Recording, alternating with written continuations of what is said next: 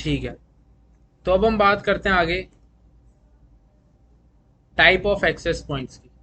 अभी तक हमने देखा type of wireless devices. Wireless devices में हमने पढ़ा एपी होता है और एक डब्ल्यूएलसी होता है। ठीक है, पर इस एपी के अंदर भी हमारे पास टाइप्स होते हैं, टाइप्स ऑफ एक्सेस पॉइंट्स। पहला है आपका ऑटोनोमस एपी, या फिर लाइट वेट एपी हो सकता है, या फिर cloud based access management, that is Meraki. अब ऑटोनोमस एपी होता क्या है? ऑटोनोमस एपी का सिंपल सा मतलब हो गया एक स्टैंड अलोन एपी। एक ही एक्सेस पॉइंट है, चाहे वो इंफ्रास्ट्रक्चर में हो या आपके घर के अंदर जो लगा हुआ है, that is also an autonomous AP. ठीक है, ऑटोनोमस एक्सेस पॉइंट क्या है? It is a standalone access point that can be use to configure one or more BSS. Standalone autonomous AP का सिंपल सा मतलब ये हो गया, मान लो ये हमारे पास स्विच है, एक ही एक्सेस पॉइंट वन हो गया और ये हो गया एक access point number two. Autonomous AP, इसकी कोई रेंज होगी, इसकी कोई रेंज होगी।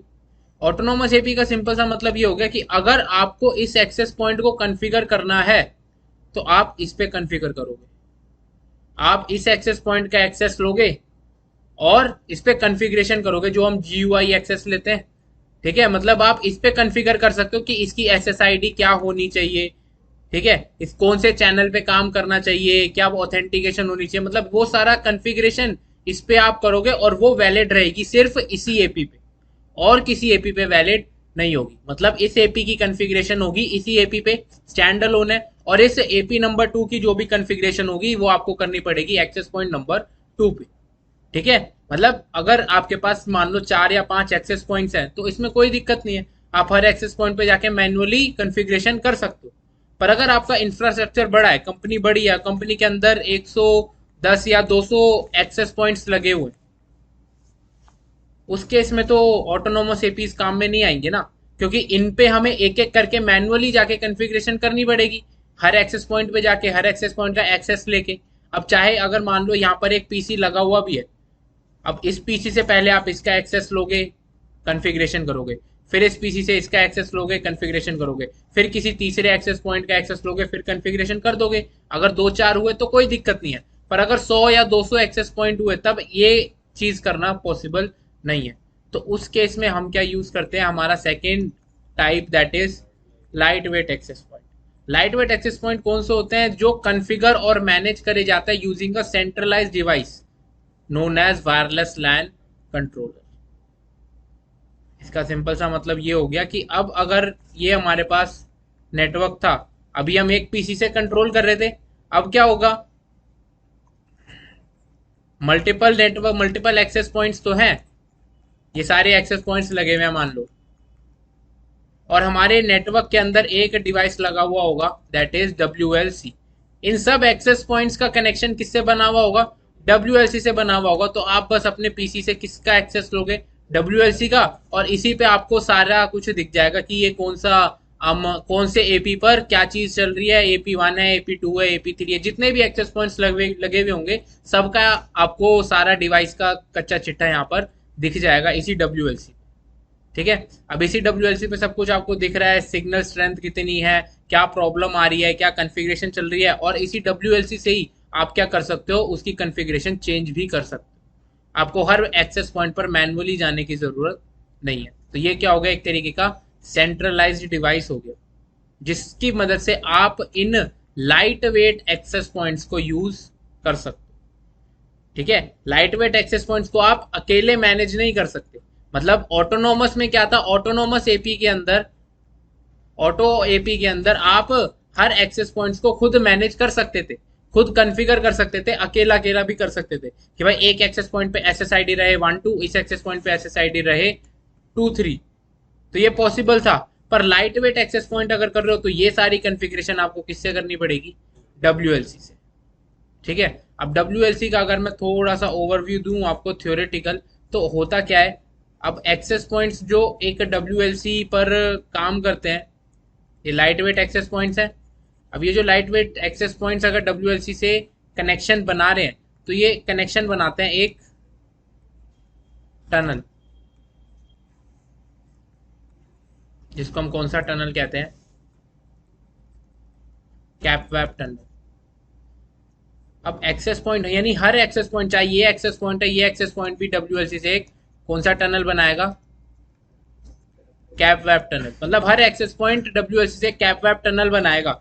उसके बाद अगर ये लाइट वेट एक्सेस पॉइंट है तो मतलब इस पे कन्फिग्रेशन हम डब्ल्यूएलसी पे कन्फिग्रेशन कर रहे हैं अपने पीसी से, तो डब्ल्यूएलसी क्या करेगा, इस कैप वेब टनल के थ्रू उस एक्सेस पॉइंट पे कन्फिग्रेशन पुश कर देगा, यानी कि भेज देगा कि भाई आप ये कन्फिगर हो जाओ, और इस पर इस कैप वेब टनल के थ्रू कन्फिग्रेशन भेज देगा। ठीक है। अब अगर मैं कैप वेब टनल के बारे में बात करूं तो lightweight access point, autonomous access points के केस में क्या होता है, मैं डेटा फ्लो की बात कर रहा हूँ। ये मान लो ये हमारे ऑटोनोमस एक्सेस पॉइंट्स है, ये स्विच लगा हुआ है, इधर राउटर है, ये हमारा इंटरनेट है और ये सर्वर। ठीक है। तो अगर ऑटोनोमस एक्सेस पॉइंट की इस रेंज में कोई डिवाइस है तो डिवाइस इस ऑटोनोमस एक्सेस पॉइंट की तरफ डेटा भेजेगा, एक्सेस पॉइंट स्विच की तरफ, स्विच राउटर की तरफ, राउटर इधर, और इधर से सर्वर के पास पहुंच जाएगा, और सेम इसी तरीके से वापस भी आ जाएगा। ये है किस केस में, ऑटोनोमस एपी के केस में। पर अगर आपका ये ऑटोनोमस एपी ना लग के कौन से एपी लगे हुए हैं, लाइट वेट एक्सेस पॉइंट्स लगे हुए हैं, तो मतलब आपके टोपोलॉजी में कहीं ना कहीं पर एक क्या होगा, डब्ल्यूएलसी, जिसने क्या बनाया हुआ होगा सबके साथ एक टनल। ठीक है। तो अब ये क्या करेंगे, एक्सेस पॉइंट्स कभी भी अगर आप इस पीसी से सर्वर तक जाना चाहते हो तो एक्सेस पॉइंट कभी भी डायरेक्ट डेटा नहीं भेजेगा। एक्सेस पॉइंट पहले किसके पास डेटा भेजेगा, डब्ल्यूएलसी के पास, फिर डब्ल्यूएलसी डेटा करे भेजेगा सर्वर के पास। मतलब टनल से तो मैंने ऐसे दिखा दिया, पर अगर एक्चुअल में डेटा जाएगा आपका, एक्सेस पॉइंट भेजेगा पहले डब्ल्यूएलसी के पास, फिर डब्ल्यूएलसी से वापस आएगा सर्वर के पास।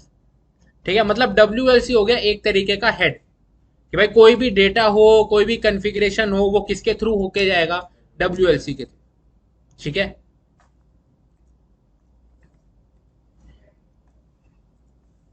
डब्ल्यूएलसी is deployed in enterprise infrastructure network, क्योंकि एंटरप्राइज के अंदर ही तो आपके पास मल्टीपल एक्सेस पॉइंट्स होंगे।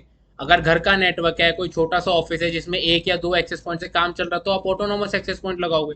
क्यों खामखा लाइट वेट एपी लगा के एक डब्ल्यूएलसी का झंझट पालोगे, या दो चार एक्सेस पॉइंट में क्यों मैं एक और डिवाइस लूं, खरीदूं डब्ल्यूएलसी, जिस खरीदना पड़ेगा, डिप्लॉय करना पड़ेगा, फिर मैनेज करना पड़ेगा। ठीक है। अगला आता है cloud based access point management, जो कि सॉल्यूशन है मिराकी। अब मिराकी के बारे में थोड़ा सा मैं बता देता हूँ, पहले पढ़ लेते हैं मिराकी होता क्या है। Cisco Meraki is a cloud based solution for managing and configuring multiple autonomous access points. अब ये जरूरी नहीं है कि आप अगर अपने कंपनी में एक्सेस पॉइंट लगा रहे हो, मान लो आपने कंपनी स्टार्ट करी, स्टार्टिंग में रिक्वायरमेंट थी तो आपने ऑटोनोमस एक्सेस पॉइंट्स लगा दिए 4 या 5, काम चल रहा था, कंपनी स्केल हुई, बड़ी हुई, तो अब आपको ऑटोनोमस एक्सेस पॉइंट लगाने पड़ गए 20। अब अगर 20 भी लगाने पड़ गए तो उनको कॉन्फ़िगर करना, मैनेज करना मुश्किल है। तो उस केस में सिस्को ने क्या करा, भाई अब ये कंपनी 20 ऑटोनोमस एक्सेस पॉइंट हटा के लाइट वेट वाले तो खरीदेगी नहीं, उसके साथ डब्ल्यूएलसी खरीदना पड़ेगा। सिस्को ने क्या करा, आप हमारा एक सॉल्यूशन ले लो, मिराकी सॉल्यूशन। अब उसमें क्या होगा, जो एक्सेस पॉइंट्स यहाँ पर लगे हुए हैं, मल्टीपल एक्सेस पॉइंट्स लगे हुए होंगे, ये सारे कनेक्टेड होंगे एक स्विच से। ठीक है। राउटर, और ये क्लाउड इंटरनेट हो गया, और इस इंटरनेट पर आपका एक लगा हुआ होगा, कह सकते हो आप, मिराकी डिवाइस। ठीक है। एक मिराकी का डिवाइस लगा हुआ होगा, जिसको आप सिंपल सा एक कंट्रोलर भी कह सकते हो। अब ये जो वही है हमारा, जैसे डब्ल्यूएलसी का काम हो रहा था वैसे ही मिराकी काम करेगा। मिराकी ने क्या करा, इन ऑटोनोमस एक्सेस पॉइंट्स के साथ एक वीपीएन की टनल बना ली, सिंपल वही टनल जो लाइट वेट एक्सेस पॉइंट्स बना रहे थे, इसने भी क्या करा, सारे एक्सेस पॉइंट के साथ एक टनल बना ली। बस अब ये एक कंट्रोलर है, ये कंट्रोलर सारे एक्सेस पॉइंट्स को इन टनल के थ्रू मैनेज कर रहा है, जो भी कॉन्फ़िगरेशन करनी है इस टनल के थ्रू हो जाएगी। ठीक है। पर डेटा आपका पहले कंट्रोलर के पास नहीं जाएगा। डब्ल्यूएलसी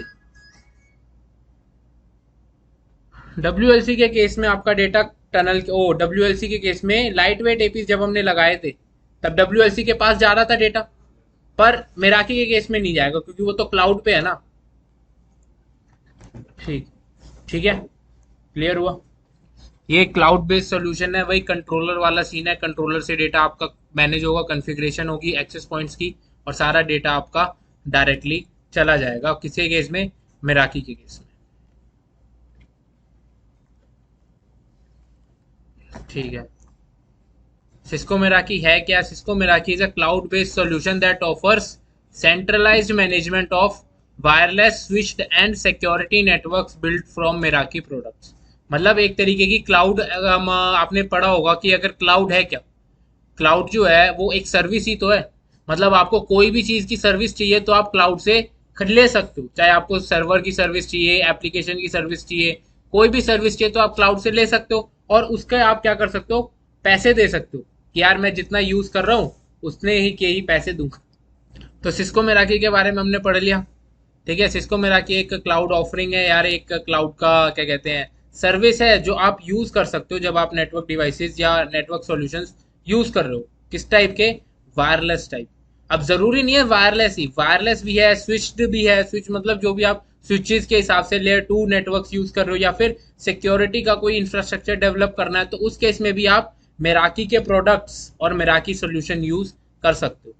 ठीक है, आपको कुछ नहीं करना, आपको बस इसको से बोलना है कि भाई हमें मेराकी का सोल्यूशन चाहिए, वो आपकी टोपोलॉजी के हिसाब से आपको सोल्यूशन प्रोवाइड करेंगे और साथ में बोल देंगे कि इतना पैसे लगेंगे।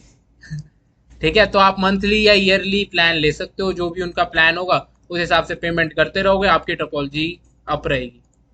फिर वही बात है, हम क्लाउड यूज भी क्यों कर रहे हैं? अगर आप मान लो आप क्लाउड की स्टोरेज सर्विसेज यूज कर रहे हो, जैसे गूगल ड्राइव हो गया। अब गूगल ड्राइव क्यों यूज करते हो कि यार मेरे फोन का डेटा, मतलब मेरे फोन में जगह खाली रहे, मेरे फोन की मेमोरी ना भरे, गूगल क्लाउड पे डाल रखा है मैंने सब कुछ।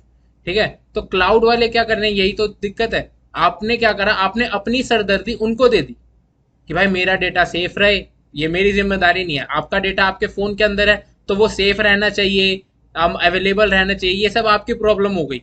आपको ध्यान रखना पड़ेगा अपने डेटा का, अपने फोन का।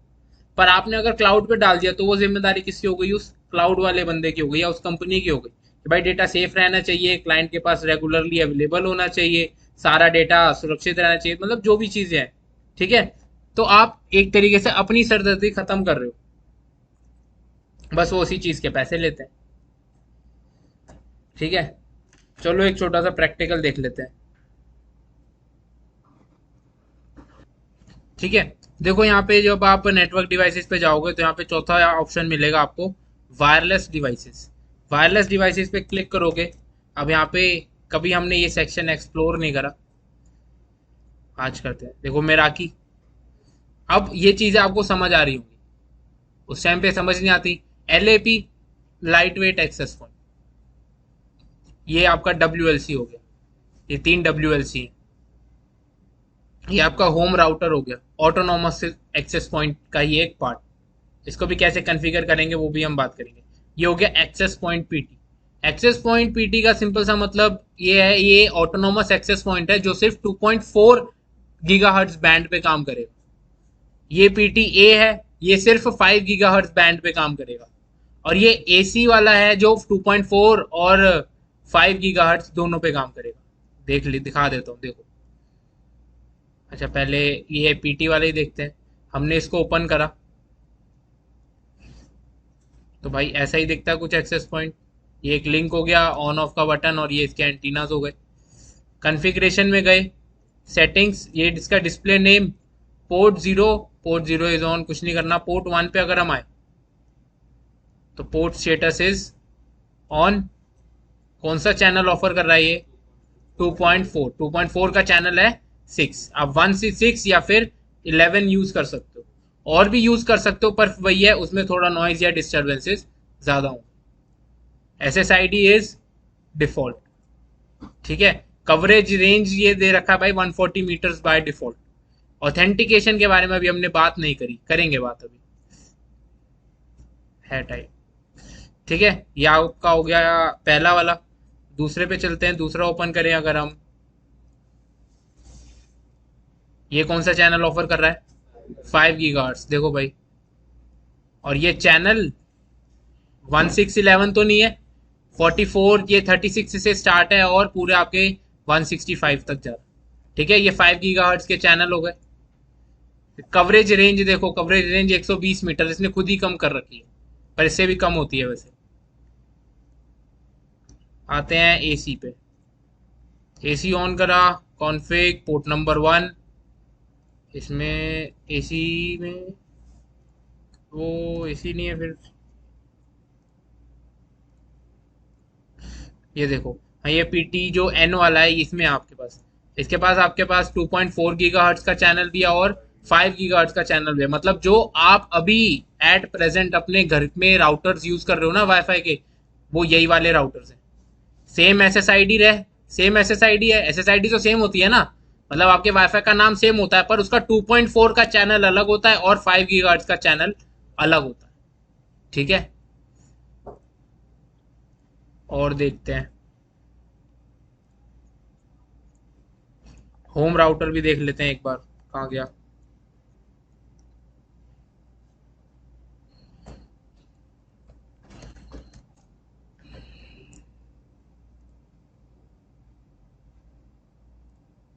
ठीक है भाई, कुछ इस तरीके का है। कॉन्फ़िगरेशन में जाएं अगर हम, इंटरनेट कॉन्फ़िगरेशन, लैन कॉन्फ़िगरेशन, एक आईपी भी दे सकते हो आप। और अगर जीयूआई में एक्सेस लूं तो जीयूआई एक्सेस कुछ इस तरीके का ही दिखता है। अगर आप किसी ने वाईफाई का जीयूआई एक्सेस लिया हो, कभी कॉन्फ़िगरेशन करी हो, तब आपको पता होगा कि setup, wireless, security, access restrictions, इन सब के बारे में हम कॉन्फ़िगरेशन कर सकते हैं। जैसे सेटअप पे अगर मैं बात करूं तो डीएससीपी से मिलना चाहिए। डीएससीपी मतलब जो आप जब भी वाईफाई कनेक्ट करते हो तो आप डीएससीपी के थ्रू आईपी मांगते हो। तो ये एक्सेस पॉइंट जो है आपका होम राउटर, यही ऑटोमेटिकली हम आपको आईपी दे देता है। राउटर का आईपी एड्रेस 0.1, सबनेट मास्क ये डीएससीपी सर्वर इज इनेबल्ड, और स्टार्टिंग आईपी है 0.100, तो मतलब 0.100 0.1 वही डीएससीपी है नॉर्मल। ठीक है, वायरलेस पे अगर हम जाएं तो अब यहाँ पे आपको चीजें समझ आएंगी। 2.4 gigahertz SSID is default enabled है, चैनल 1 2 3 4 5 6 और 11, 11 चैनल है 2.4 के अंदर। बैंडविड्थ इज ऑटो, या आप अपने हिसाब से कॉन्फ़िगर भी कर सकते हो। 5 गीगाहर्ट्ज की अगर मैं बात करूं, एसएसआईडी स्टैंडर्ड चैनल ये हो गए, चैनल बैंडविड्थ 5 गीगाहर्ट्ज के दो हैं इस यहाँ पर। कि आपका राउटर टू राउटर डिपेंड करेगा या फिर access point to access point depend करेगा मॉडल के ऊपर। ठीक है, इसके बाद अब हम सिक्योरिटी की बात अभी करेंगे। एक्सेस रिस्ट्रिक्शंस, यहाँ पर आप इसी राउटर पर एक्सेस पॉलिसी भी लगा सकते हो। अगर आपको वेबसाइट्स ब्लॉक करनी है अपने एक्सेस पॉइंट का, अगर आप कभी अपने घर के वाईफाई का एक्सेस लोगे तो उसमें भी ये सारी चीजें होती हैं। ठीक है, वेबसाइट ब्लॉक कर सकते हो, यूआरएल डाल दिया आपने, वो वेबसाइट्स ब्लॉक हो जाएंगी। ठीक है, कीवर्ड्स भी ब्लॉक कर सकते हो कि जैसे मैं चाहता हूँ कि भाई जब भी कोई गूगल सर्च करे तो ओपन नहीं होना चाहिए। अब गूगल के साथ गूगल से रिलेटेड कोई भी चीज हो, जैसे हम, जैसे आपने कोई भी नाम रख दिया यार, जैसे हाँ गूगल फोटोज हो गया। ठीक है, ब्लॉक्ड एप्लीकेशंस, आप एप्लीकेशंस ब्लॉक कर सकते हो। अब ये एप्लीकेशंस क्या है सब पता है आपको। पिंग ब्लॉक करना है, एचटीटीपी ब्लॉक करना है, एचटीटीपीएस ब्लॉक करना है, एफटीपी, पॉप, आई मैप, एसएनएमपी। ठीक है, ये टीएफटीपी आई के ही होता है आपका, वीपीएन, डीएनएस। आगे चलते हैं, इसके में एडमिनिस्ट्रेशन, एडमिनिस्ट्रेशन में राउटर पासवर्ड और बाय डिफॉल्ट पासवर्ड होता है आपका एडमिन एडमिन। ठीक है, यूजर नेम भी एडमिन और पासवर्ड भी एडमिन, और बाकी सब चीजें रिमोट मैनेजमेंट, बाकी सब कुछ ओके है। ठीक है, अब हम क्या करते हैं, हम एक प्रैक्टिकल अपना स्टार्ट करते हैं। ऑटोनोमस एक्सेस पॉइंट यूज कर रहे हैं हम दो, एक ये और एक ये। इन एक्सेस पॉइंट्स को स्विच से कनेक्ट करते हैं। वायरलेस राउटर, चलो वायरलेस राउटर भी लगा देते हैं, एक ही प्रैक्टिकल में सब कुछ कर देंगे। ठीक है, अब इन एक्सेस पॉइंट्स पे एसएसआईडीज कॉन्फ़िगर कर देते हैं। पोर्ट 1 एसएसआईडी रखी मैंने नेटवर्क नंबर 1। ठीक है, चैनल नंबर रख दिया मैंने 1। ऑथेंटिकेशन रख देते हैं, मान लो WPA2 PSK, PSK होती है आपकी प्री शेयर्ड की, प्री शेयर्ड की रख देते हैं सिस्को 123, बस आपका जस्ट पासवर्ड है ये। ठीक है, पासवर्ड मैंने रख दिया सिस्को 123 और नेटवर्क का नाम है नेटवर्क नंबर 1। हो गया कॉन्फ़िगर, डन। इस एक्सेस पॉइंट पे गए, इस एक्सेस पॉइंट पे कॉन्फ़िगर करते हैं दूसरा नेटवर्क। नेटवर्क 2, चैनल 6 ही रहने देते हैं क्योंकि 1 के बाद 6 यूज कर सकते हैं। ठीक है, की की रख देते हैं मान लो सेम, सिस्को 123, की से कोई फर्क नहीं पड़ता। ठीक है, अब लेते हैं हम दो डिवाइस, लैपटॉप, एक पीसी,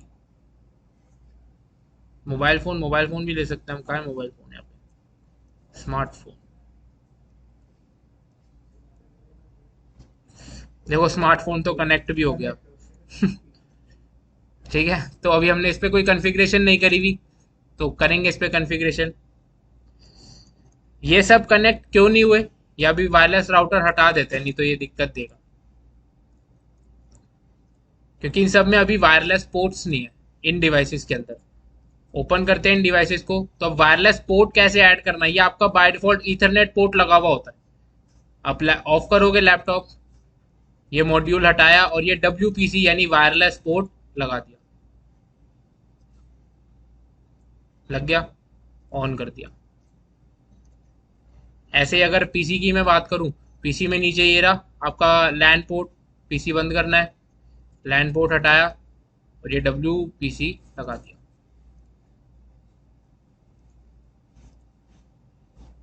फोन्स के अंदर तो बाय डिफॉल्ट होता ही है, तो इसलिए वो डायरेक्टली कनेक्ट हो गया था, ऑन। ठीक है, अब हमें करना क्या है, टास्क मैं बता देता हूँ हम कर क्या रहे हैं। इस एक्सेस पॉइंट को हम रखेंगे VLAN 10 में, ये होगा VLAN 20 में।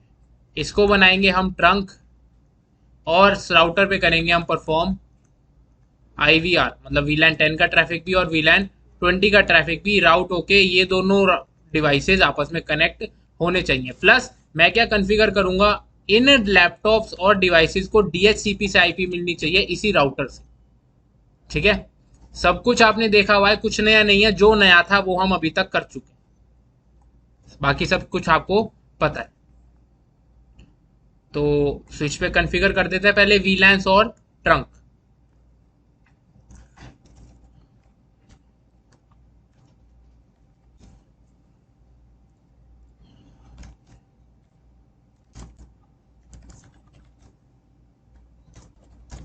Switch port mode access, switch port access VLAN 10, interface, interface कौन सा है, 0/3, F0/3, switch port mode access, switch port access VLAN 20, exit interface F0/1, switch port mode. Router पे चलते हैं अब, no, enable conf interface F0/0 IP address, इस पे थोड़ी देना है, सब इंटरफेस बनाना है ना। 0.10 encapsulation.1q VLAN 10 IP address 10.10 interface F0/0.20 encapsulation 20 IP address 20.10। ठीक है, डू शो IP रूट, कुछ भी नहीं है, interface F0/0 no, do show IP। आ गए नेटवर्क्स, पूल बना लेते हैं, IP DHCP पूल,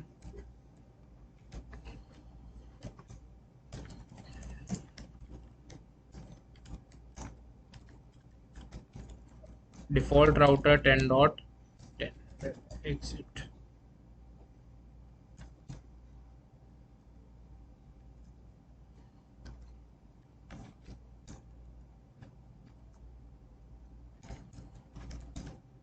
हो गई कॉन्फ़िगरेशन। ठीक है,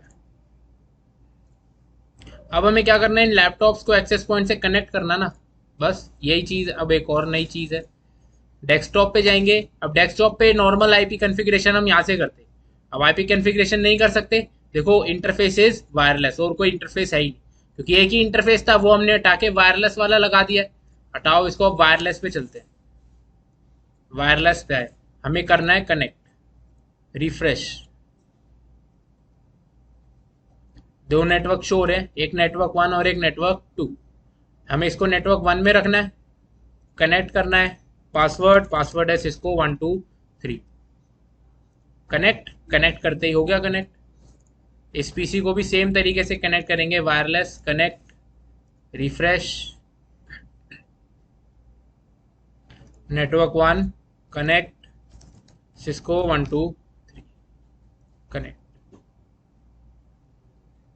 हुआ नहीं भाई?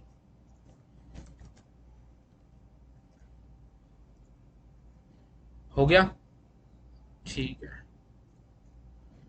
अब अगर आईपी कॉन्फ़िगरेशन पे जाएं, डीएससीपी से आईपी मिल गई। पीसी पे जाएं, पीसी पे आईपी कॉन्फ़िगरेशन डीएससीपी से आईपी मिल गई, राउटर ने दी है। अब इस लैपटॉप को इस पर्टिकुलर नेटवर्क से कनेक्ट कर देते हैं, पीसी वायरलेस कनेक्ट नेटवर्क 2 से, नेटवर्क 2 सिस्को 123 कनेक्ट। हो गया भाई कनेक्ट। आईपी कॉन्फ़िगरेशन डीएससीपी से आईपी मिल चुकी है। फोन, क्या बात है, डेस्कटॉप, अच्छा इसके अंदर तो वायरलेस हो गई, तो इसको कॉन्फ़िगर कहाँ से करेंगे?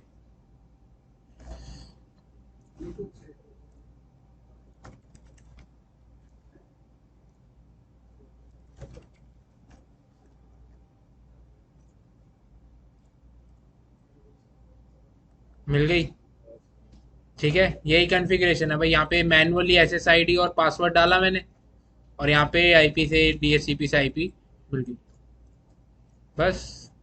अब नॉर्मली जैसे आप काम करते हो काम कर दो, पिंग कर देते हम, पिंग 20.1.1.2, शाबाश। एक मिनट, ठीक है। 10.10 पिंग हो रहा है, 20.10 भी पिंग हो रहा है।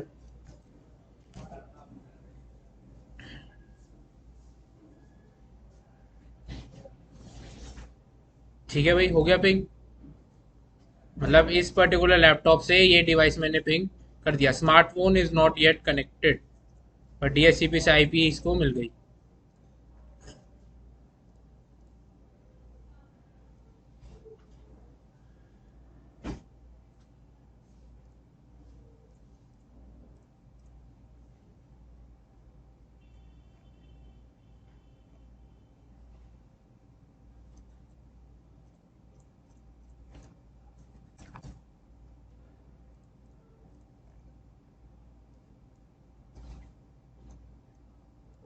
हो गया कनेक्ट, पिंग करके देख लेते हैं अब।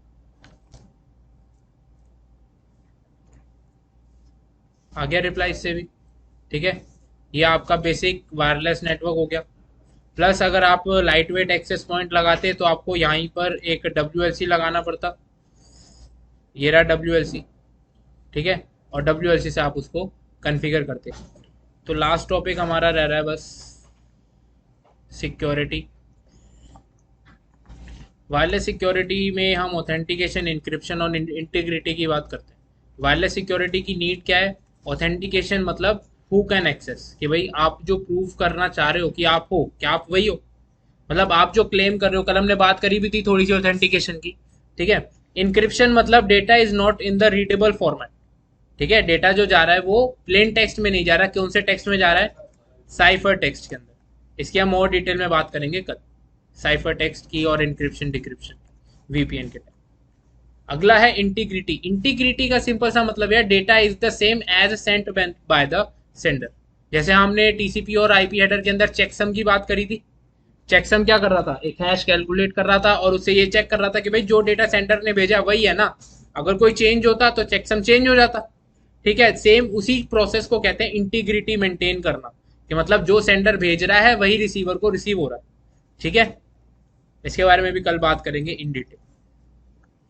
How is a wireless network secured? अब वायरलेस नेटवर्क सिक्योर करने के लिए हमारे पास दो तरीके के ऑथेंटिकेशन होते हैं। ऑथेंटिकेशन मतलब पासवर्ड्स, कि भाई आप पासवर्ड से ही तो कनेक्ट करते हो, पहला होता है ओपन ऑथेंटिकेशन। ओपन ऑथेंटिकेशन का सिंपल सा मतलब ये हो गया कि जैसे आप ओपन वाईफाई में पब्लिक वाईफाई को एक्सेस करते हो, कोई एयरपोर्ट वाईफाई हो गया, रेलवे का वाईफाई हो गया, उसके अंदर क्या होता है कि भाई आपने अगर एक्सेस करा तो उसमें आपके पास एक नोटिफिकेशन आती है कि आप भाई साइन इन कर लो इस नेटवर्क के अंदर, तो आपको एक्सेस मिल जाएगा।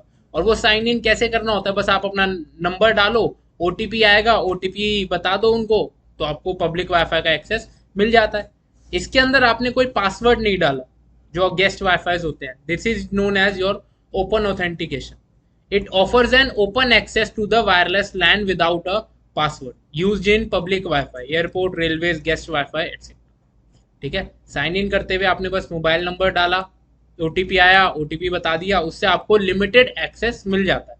ठीक है, और इसीलिए कहते हैं कि यार ओपन ऑथेंटिकेशन या पब्लिक वाईफाई के अंदर अपने लॉगिन क्रेडेंशियल्स या कॉन्फिडेंशियल चीजें शेयर नहीं करनी चाहिए। उसका रीजन भी मैं बता चुका हूं काफी बार। ठीक है, second type of authentication is PSK authentication. PSK होता है आपका प्री शेयर्ड की। प्री शेयर्ड की का सिंपल सा मतलब ये हो गया एक तरीके का पासवर्ड टाइप ऑथेंटिकेशन। अब पासवर्ड्स कितने तरीके के होते हैं? पहला होता है डब्ल्यूईपी, वायर्ड इक्विवेलेंट प्राइवेसी। ठीक है, ये सबसे पहला मेथड था जब आपके वाईफाई नए नए आए थे, तब ये मेथड यूज होता था। और इंक्रिप्शन एल्गोरिथम कौन सा यूज होता था? RC4। RC4 एल्गोरिथम यूज होता था, पर अब इट इज नॉट यूज, क्योंकि RC4 एल्गोरिथम जो है वो मेरे ख्याल 54 बिट की जनरेट करता था, जो कि बिल्कुल भी हम क्या कहते हैं प्रोटेक्टेड नहीं है। It is easy to break. आपकी की का साइज जितना कम होता है वो उतनी जल्दी हम क्या कहते हैं उसको ब्रेक करी जा सकती है। ठीक है, उसका इतनी जल्दी तोड़ निकाला जा सकता है। इसलिए आपको कहा जाता है कि इंक्रिप्शन के लिए की का साइज जितना ज्यादा होगा उतनी बेटर इंक्रिप्शन होगी, उतनी ज्यादा सिक्योरिटी प्रोवाइड करी जाएगी। ठीक है, तो इसलिए RC4 एल्गोरिथम ब्रेक हो चुका है, तो इसलिए अब ये यूज नहीं होता। अगला है WPA। WPA is WiFi protected access. ये एल्गोरिथम कौन सा यूज करता है? Uses TKIP, temporal key integrity protocol. ठीक है, इस की से जो आपका इंक्रिप्शन और डिक्रिप्शन होता है वो भी ज्यादातर यूज नहीं होता, क्योंकि ये भी थोड़ी हल्की प्रोटोकॉल है। पहले यूज होती थी, इसके अपग्रेडेड वर्जन आ चुके हैं, WPA2 एंड WPA3। ये दोनों आपके आज रियल वर्ल्ड में यूज होते हैं, क्योंकि WPA2 जो है वो यूज करता है आपका AES, एडवांस्ड इंक्रिप्शन स्टैंडर्ड। ठीक है, जो एक क्रिप्टोग्राफिक एल्गोरिथम है यूज करता है इंक्रिप्शन और डिक्रिप्शन को। क्या की साइज है? 128 बिट। ठीक है, और WPA3 भी AES यूज करता है, और बिट की का साइज कितना? 192। और WPA3 यूज किस में होता है आपका? Mainly wifi 6। ठीक है, तो अगर हम यहाँ पे अपने इस टोपोलॉजी को देखें, एक्सेस पॉइंट, अब अगर यहाँ पर हम ऑथेंटिकेशन की बात कर रहे हैं तो अब आपको ये सारी चीजें समझ आ रही होंगी। डिसेबल्ड का मतलब ऑथेंटिकेट करना ही नहीं है। WEP प्रोटोकॉल यूज कर सकते हो आप। WEP करोगे तो उसकी की बतानी पड़ेगी। WPA, WPA2 और WPA3 यहाँ पर यूज नहीं है, क्योंकि ये वाईफाई 6 यूज नहीं कर रहा। ठीक है, WPA और WPA2 और उसका क्या कर सकते हो आप? की फ्रेज यूज कर सकते हो। ठीक है, तो आपके जो वाईफाई होते हैं उन वाईफाई के अंदर भी पासवर्ड जो आप देते हो वो WPA या WPA2, WPA3 के फॉर्म में ही देते हो। ठीक है, तो अब आपको पता है कि कौन से सबसे ज्यादा सिक्योर है? WPA3, क्योंकि इसका की का साइज सबसे ज्यादा है। ठीक है, जितना ज्यादा की का साइज उतनी ज्यादा सिक्योरिटी। ठीक है, तो यहाँ पे हमारा वायरलेस होता है रैप। Okay, दोस्तों, thanks for watching. Don't forget to like the video, subscribe to my channel and press the bell icon. चलो, मिलते हैं।